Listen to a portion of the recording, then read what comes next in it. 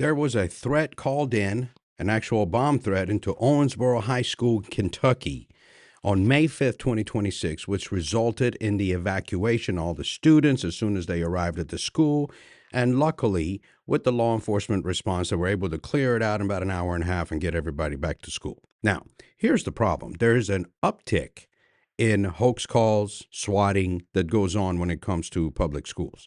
This could be a series of copycats that have picked up on a certain movement that's appearing online. It could be related to it is testing time and kids are trying to skip out, trying to disrupt the situation. But it also could be individuals that mean ill will to gauge the response of law enforcement. So if you know someone that's probably trying to pull up a prank, remind them that there's no reason to do that. It drains law enforcement resources, okay? You got to understand.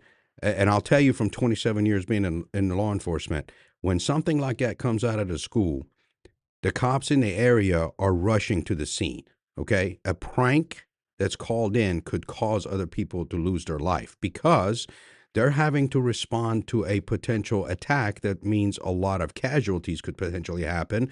That means on the way, they could get in a car accident, not of their own fault, because they're, trying to get there.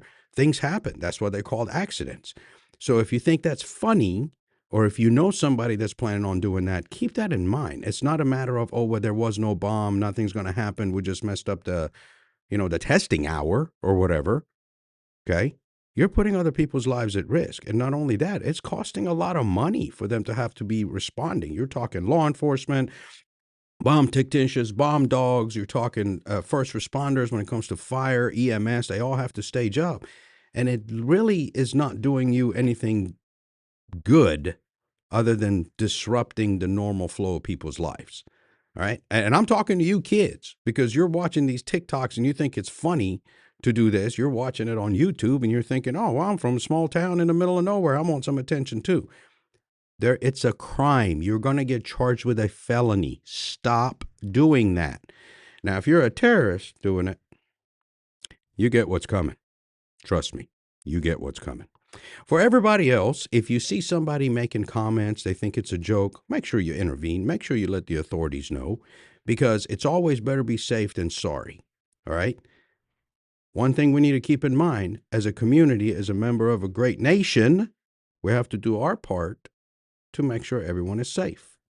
And if you're one of those people who's getting indoctrinated, regardless, this topic or anything else, seek some help. Please.